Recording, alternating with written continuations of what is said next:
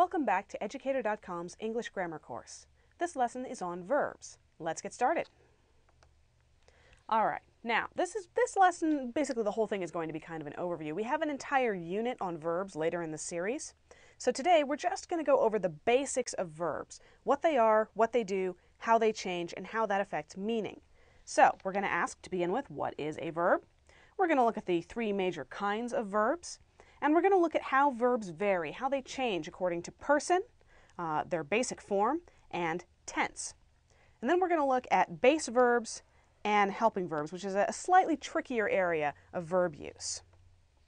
All right, what is a verb? Well, the English word verb comes from the Latin word verbum, which means word. So a verb is a word. This is actually kind of indicative of the way English speakers think about verbs, because verbs express an action or a state of being, and every complete sentence needs to have one. You can have a sentence in English that is exactly one word long, like stop, and that one word will be a verb. If you don't have a verb in your sentence, you don't have a sentence. So, in a lot of ways, they are the most essential part of the English language, which so it's really no surprise that we get them from the word for word, because they're the words you really need.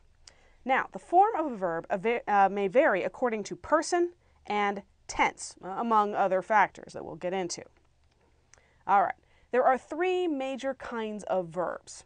There are action verbs, which describe an action, like run, or speak, or cook, or think. Then you have linking verbs.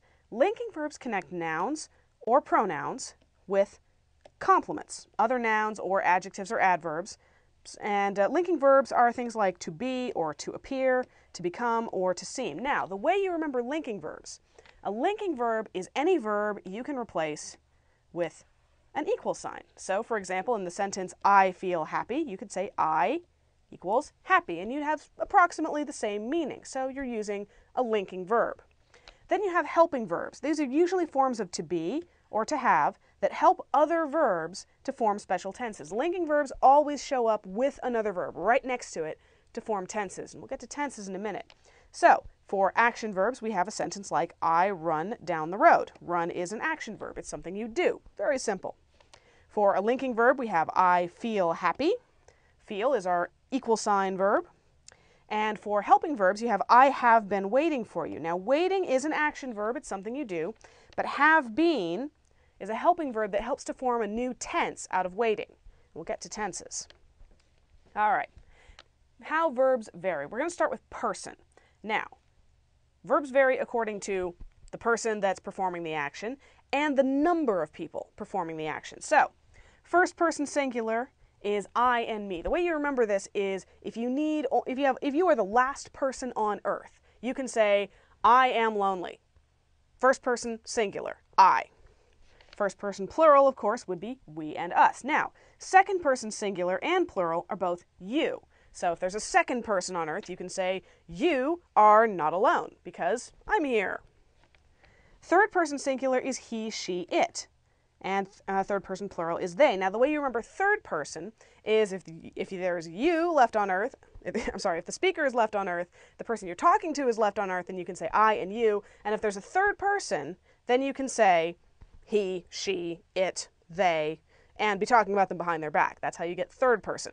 Now, what does this have to do with verbs? Well, all these pronouns, first, second, and third person, affect the form of the verb. Depending on whether it's the first person, the second person, or the third person doing something, the form of the verb changes.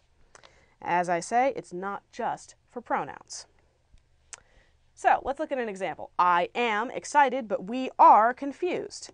Notice here that we went from first person singular to first person plural, and it changed. You are in the wrong line. That could be either singular or plural. He is over there, third person. Sarah is happy, third person again. And the Hawaiian Islands are far away, third person plural in that case.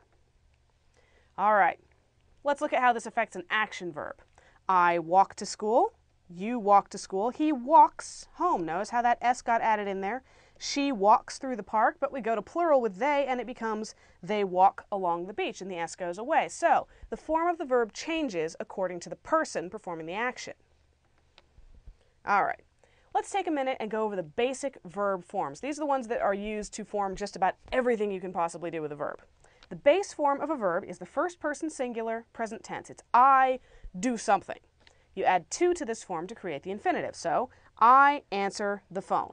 I, right now, at this point in time, I, by myself, answer the phone. So, answer is the base form of the verb to answer. Now, the infinitive, which is the to form, that's basically what we use to describe the abstract concept of a verb, the Platonic ideal. All you really need to know, though, is if you're going to form the infinitive, take the base form and stick to on the front.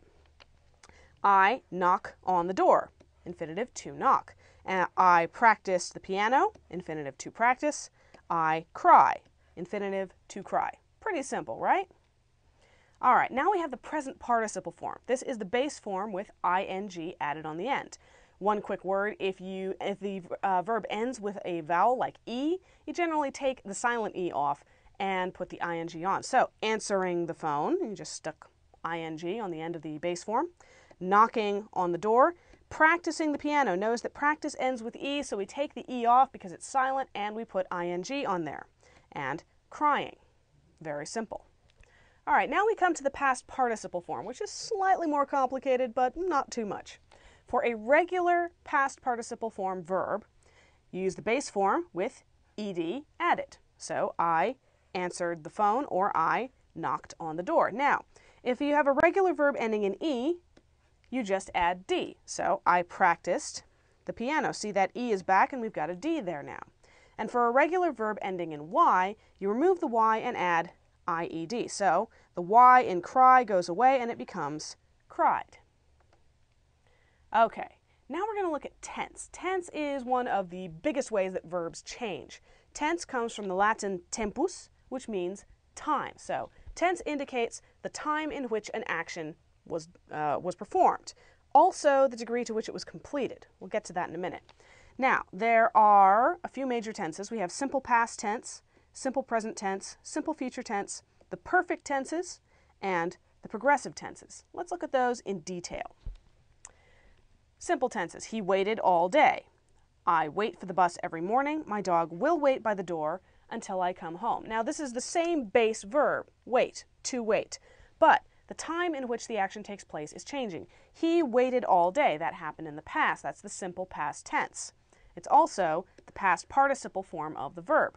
I wait for the bus every morning. That's the simple present tense, and it uses just the base form. My dog will wait by the door until I come home. That's the future tense, and it uses the helping verb will to form the future tense will wait. Now, here's a perfect tense. Perfect tense describes actions that are complete or perfect as of the chosen time. So the present perfect tense, the action is complete as of now. The future perfect tense, the action is complete as of whatever point in the future you're talking about, and so on. So, he had waited all day. As of some point in the past, the waiting was done. He had waited. Present perfect tense would be, I have waited for the bus every morning. As of now, my waiting is complete. My dog will have waited by the door until I come home. When I come home tonight, in the future, the dog's waiting will be complete, will be perfect. All right, now we come to the progressive tense. Now remember, all of these tenses get their own lessons later in the verb unit. This is just an overview.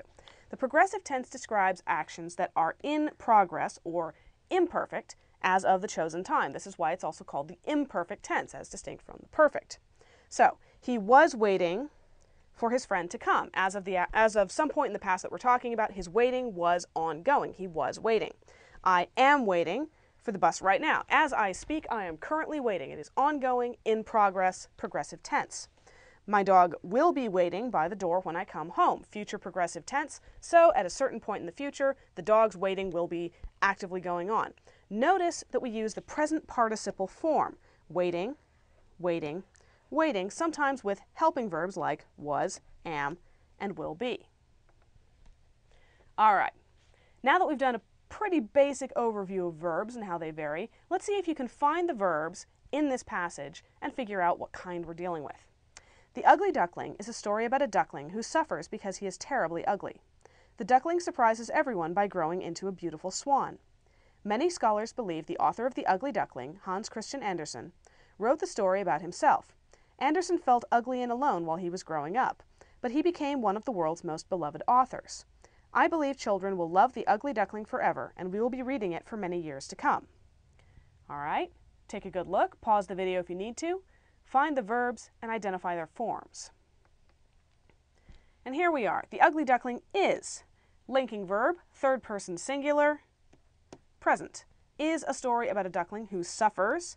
Well, here we have an action verb, once again, third person singular, present tense, because he is, linking verb, terribly ugly. The duckling surprises everyone. Now that's an action verb, again, present tense. Note that when you're talking about events in a story or a work of art, you pretty much always use the present tense, even if the story is very old, like the ugly duckling.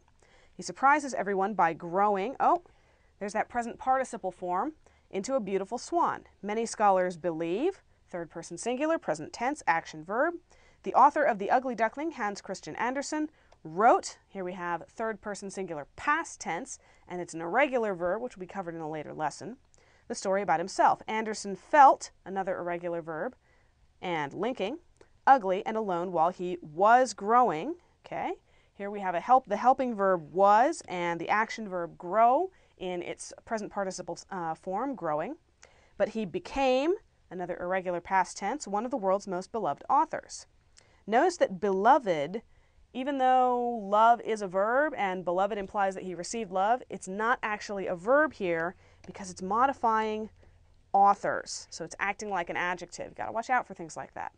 I believe children will love, there's a future tense, The Ugly Duckling forever, and we will be reading, future progressive, it, for many years to come. So there's your basic overview of verbs. If you'd like to explore them in more detail, check out Unit 2 in the syllabus. And that takes care of this lesson. Thank you for watching. Educator.com.